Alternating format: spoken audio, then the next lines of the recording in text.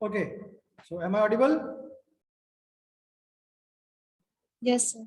Okay, so हमने क्या देखा कि यहाँ पर एक तो चीज है कि जो कैपेसिटर है, कैपेसिटर मीन्स जो डिस्चार्ज है वो ज्यादा नहीं हो, पहले जो हमने देखा था। Okay, let us go for the first picture.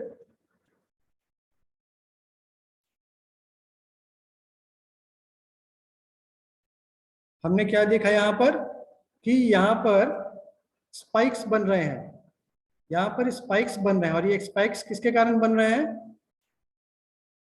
ये जो स्पाइक्स बन रहे हैं ये किसके कारण बन रहे हैं?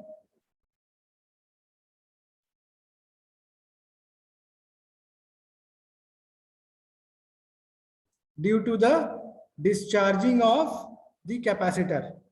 हमने क्या कहा, फिर से देखिए, हमने यहाँ देखा कि जब डायोड फॉरवर्ड बायस होता है तो कैपेसिटर चार्ज होता है, ठीक है, मैक्सिमम वैल्यू तक।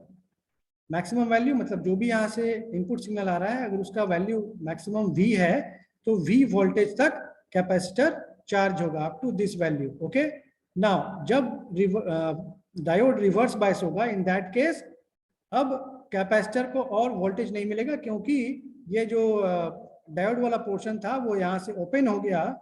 Now in that case what will happen, the diode will get discharge through this register.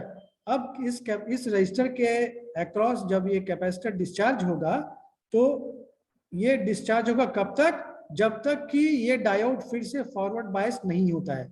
जब तक डायोड फॉरवर्ड बायस नहीं होगा ये कैपेसिटर डिस्चार्ज होता रहेगा। ओके, तो इसीलिए हमने क्या कहा कि ये ज्यादा डिस्चार्ज नहीं हो। ज्यादा डिस्चार्ज नहीं हो उसके लिए करना क्या होगा कि टाइम कांस्टेंट को हमें बढ़ाना होगा।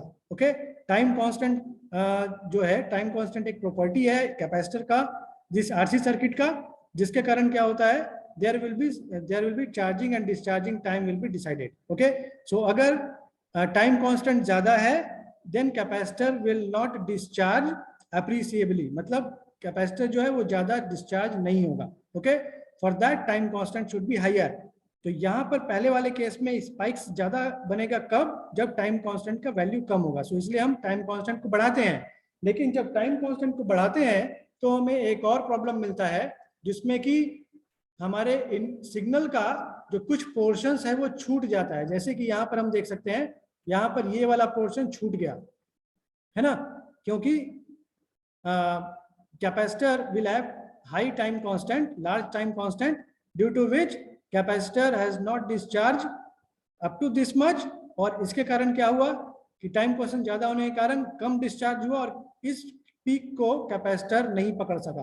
ओके, तो इसलिए वो नेक्स्ट पीक पर आ गया, तब हम इसे कहते हैं diagonal clipping.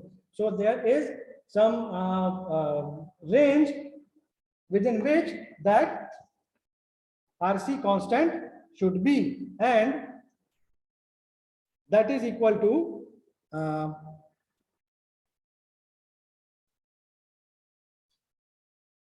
so the value of the time constant or the reciprocal of this is should be greater than equal to omega m ma by 1 minus ma square under root.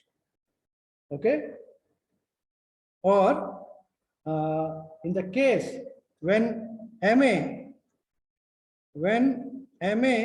is very less than 1, that is for a small modulation index, when you will put the value of ma is very less than 1, so what will happen in this expression? Put the value of ma as very less than 1, so what will the value we will get? 1 by RC greater than equal to omega m. Yes, anybody? If the value of ma is very less than 1, ma अगर बहुत ही छोटा होगा 1 से, तो मुझे बताइए कि ma square का वैल्यू क्या होगा? 1 से बड़ा होगा या 1 से छोटा होगा? छोटा होगा। जैसे मान लें कोई एक वैल्यू, मान लें ma का वैल्यू 1 से बहुत ही छोटा, मतलब मान लें 0.2,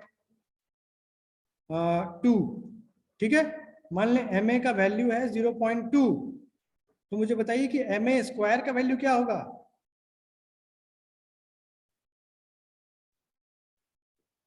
0.04।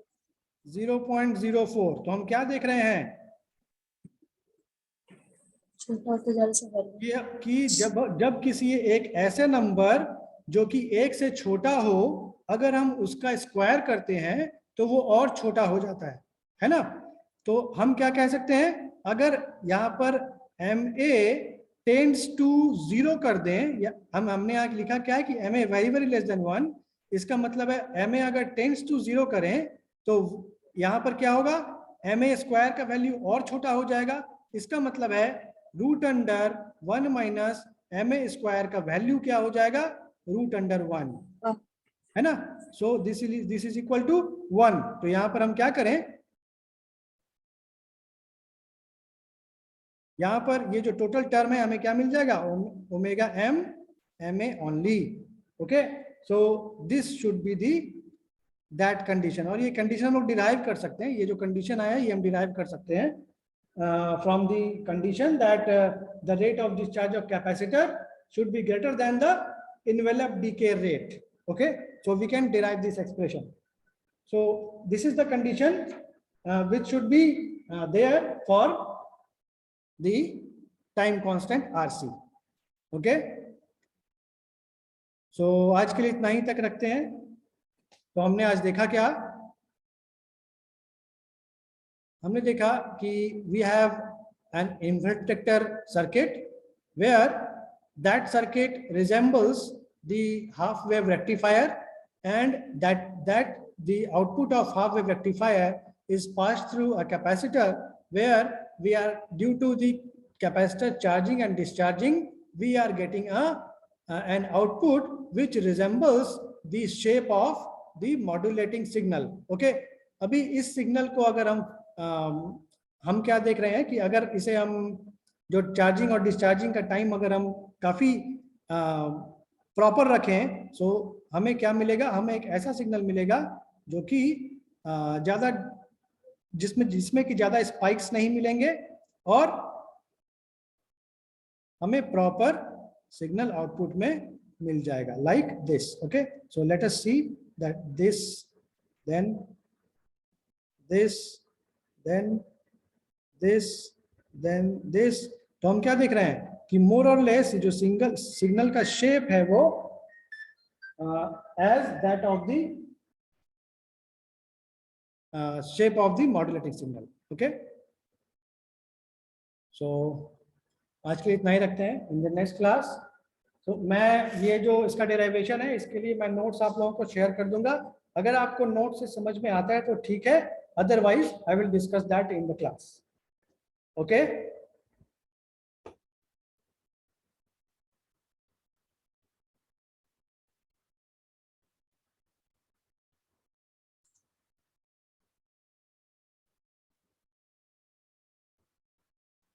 any question?